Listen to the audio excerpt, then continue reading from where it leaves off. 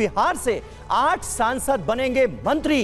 ये कौन कौन है? चिराग पासवान और जीतन राम मांझी, जो कि पहली बार मंत्री बनने जा रहे हैं मोदी मंत्रिमंडल में, उनके नाम।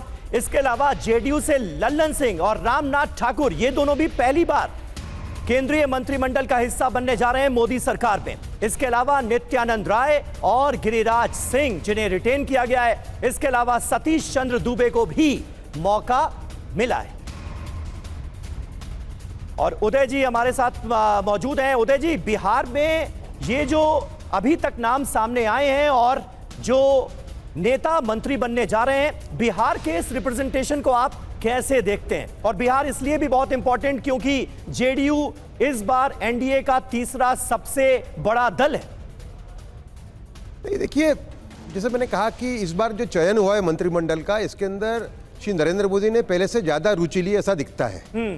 जो मुझे जो संकेत मिले, तो बिहार एक बहुत इंपॉर्टेंट राज्य है, सीटें भी ज्यादा है वहां से। तो बिहार के अंदर भी उन्होंने एक संतुलन बनाने का प्रयत्न किया है, फ्यूचर को ध्यान में रख के चयन हुआ है। तो कुल मिला के बिहार का एक पॉलिटिक्स जो है बड़ा बड़ा उसके अंदर काफ़ी खतरा रहता है, क्योंकि जातिवाद का पॉलिटिक्स है। आपका जातिवाद की बातें खुद नीतीश कुमार जी कर रहे थे आने के पहले, जो ओबीसी की बातें कर रहे थे, समझे आप? तो मेरे ख्याल से इन सबको ध्यान में रख के उन्होंने काम ये चयन किया है और उसका प्रतिबिंब इसमें दिखता है। बिल्कुल। अब संभावित मंत्री कौन कौन हैं और जिस तरीके से ये फहरिस्त हम आपको बता रहे हैं, संभावित मंत्री चिराग पासवान के बयान को लेकर भी एक बड़ी खबर आपको बता दें, जिनकी तरफ से कहा गया कि 10 साल में देश काफी आगे बढ़ा है और प्रधानमंत्री से बहुत कुछ सीखने की भी जरूरत है। पिछले 10 सालों से ये देश विकास की राह पर तीव्र गति से आगे बढ़ रहा है। खास तौर पर हम जैसे युवा सांसदों को उनके अनुभव से सीखने की बहुत ज़रूरत है। उन्हीं का अनुभव का आज लाभ लेने हम लोग वहाँ गए थे। प्रधानमंत्री जी ने कई ऐसी बातें हैं जो हम लोगों को बताई, जो हम लोग के लिए सीखनी भी ज़रूरी हैं। आज बहुत इनफॉर्मल बातचीत प्रधानमंत्री जी के साथ बैठकर हुई। 100 दिन के एजेंडे की बात की गई, योजनाओं को लेकर। या आने वाले दिनों में सारी बातें सामने आएंगी। चिराग पासवान को आपने सुना, लेकिन बिहार के रिप्रेजेंटेशन पर रामकृपाल सर आप क्या कहना चाहते हैं? नहीं, निश्चित रूप से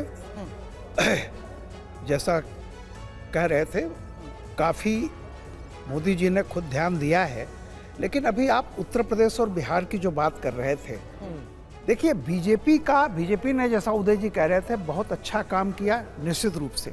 लेकिन अगर आप बहुत अच्छा भी काम करें, लेकिन अगर आपकी रणनीति गलत हो जाए, कहीं से चूक जाए, तो खामियाजा भुगतना पड़ता है।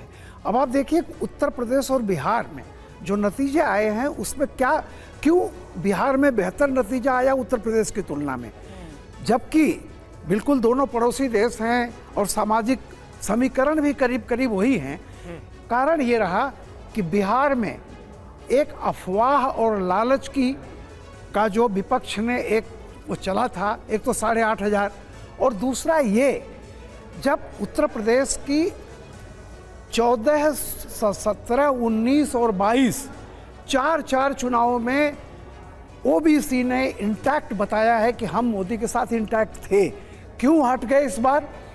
क्यों जो है? तो इसमें क्या फर्क पड़ा? देखिए, एक झूठ फैलाया गया कि संविधान खत्म होगा। जब एक गांव की महिला ये कहने लगे कि बाबू, अगर बाबा की किताब ही नहीं रहेगी तो हम कैसे जिएंगे? मतलब आप समझ जाइए इस बात को। बीजेपी ने इसे सीरियसली नहीं लिया।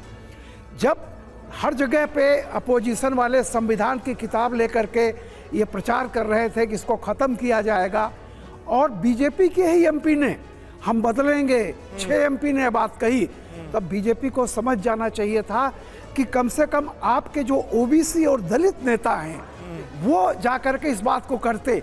जो चीज़ बिहार में क्यों नहीं हो पाई?